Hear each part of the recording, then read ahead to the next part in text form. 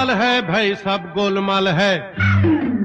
और मैं अंतर्राष्ट्रीय महामंडलेश्वर बाबा महादेव और 29 अन्य संगठनों का पदाधिकारी श्री आशुतोष भगवान सेवा संस्थान का राष्ट्रीय अध्यक्ष तो 28 जनवरी 2024 को उन्होंने सुबह 4:33 पर अपने सभी शिक्षकों के समक्ष निर्भीक समाधि को ले लिया।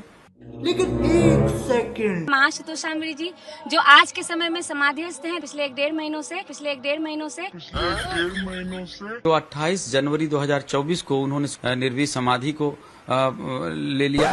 समाधिस्थ हैं पिछले एक डेढ़ महीनों से। गोलमाल है भाई, सब गोलमाल है। लेकिन मैंने कहा कि माँ जल्दी चले आना, 1 महीने के अंतराल में माँ आ जाएंगे।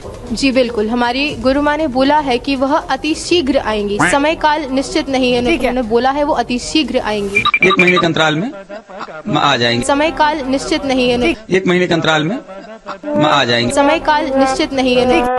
गोलमाल है भाई, सब गोलमाल है। पहली बात आपको बता दें कि माता जी के दर्शन अगर करने हैं तो आप आश्रम में आइए, जो आश्रम में आ रहे हैं उनका स्वागत है। सब कुछ ओपन है, जो आ रहा है समाधि के दर्शन कराए जा रहे हैं। ये जो कमरा है, इसी कमरे में जो है वो साध्वी जो है उन्होंने समाधि लिया हुआ है और किसी को ऊपर जाने की अनुमति नहीं दी गई है, किसी को अलाउ नहीं किया गया है। माता जी के दर्शन अगर करने हैं तो आप आश्रम में आइए, सब कुछ ओपन है, किसी को ऊपर जाने की अनुमति नहीं दी गई है, किसी को अलाउ नहीं किया गया है। समझ रहे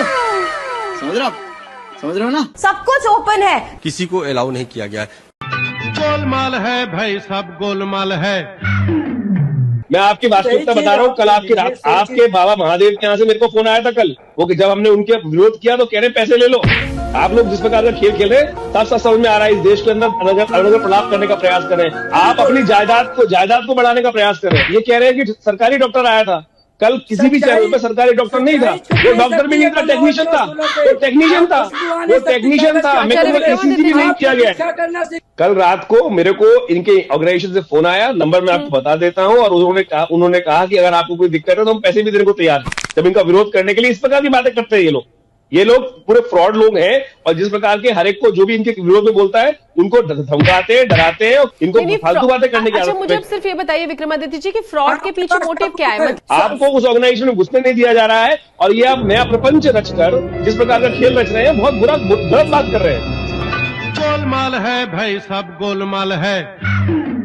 वो भी आएंगे और महाराज जी को लेकर आएंगे। आपका ये कहना है कि जब तक वो बॉडी फ्रीजर में रहेगी आशुतोष महाराज जी की, तब तक उसमें चेतना नहीं आ पाएगी? नहीं आ पाएगी, क्योंकि तो फिर चेतना फिर मेरा सवाल ये, तो आशुतोष शामरी जी फिर समाधि में क्यों गई हैं? ये फंस गया चाहिए, क्योंकि फ्रीजर में अगर बॉडी और वहां से वापस नहीं आ सकती, समाधि से जागृत नहीं हो सकते, तो फिर वो किस लिए समाधि में गई है? बहुत जरूरी सवाल पूछा जा रहा है हमारे स्टूडियो से। वो ये पूछ रहे हैं कि जो माता आपकी जो माँ है जिन्हें आप कह रहे हैं, वो जब समाधि में गई हैं तो अगर उनके थ्रू चेतना आती भी है तो बॉडी तो अभी भी फ्रीजर में है, तो चेतना आएगी कैसे? हाँ, बहुत सुंदर बात है। माँ ये लोगों यहाँ पे थोड़ा सा गलतफहमी हुआ है। माँ समाधि से आएंगी और उसके पश्चात चल के उनको ये फिर से उनको बाहर से जगाएंगी। अब यहाँ पर एक नई बात और आ गई कि अब वो समाधि में जाएंगी, फिर समाधि से निकलेंगी, फिर वो जो है वहाँ जाएंगी। तो इन बातों में आपस में एक प्रकार का जो है भेद उत्पन्न हो रहा है। वो भी आएंगी और महाराज जी को लेकर आएंगी। माँ समाधि से आएंगी और उसके पश्चात चल के उनको ये फिर से उनको बाहर से जगाएंगी। तो इन बातों में आपस में एक प्रकार का जो है भेद उत्पन्न हो रहा है। वो भी आएंगी और महाराज जी को लेकर आएंगी। माँ समाधि से आएंगी और उसके पश्चात चल के उनको ये फिर से उनको बाहर से जगाएंगी। अरे कहना क्या चाहते हो? गोलमाल है भाई, सब गोलमाल है। आनंद आश्रम में साध्वी की समाधि पर बड़ा खुलासा हुआ है। जांच के दौरान जेपी सिंह ने कहा है आश्रम के लोगों ने टेक्नीशियन पर दबाव बनाया। ये बड़ा आरोप उनकी तरफ से लगाया गया है। आश्रम के लोगों ने हलचल होने की बात की, दबाव में दिए, ECG में हलचल की बात कही।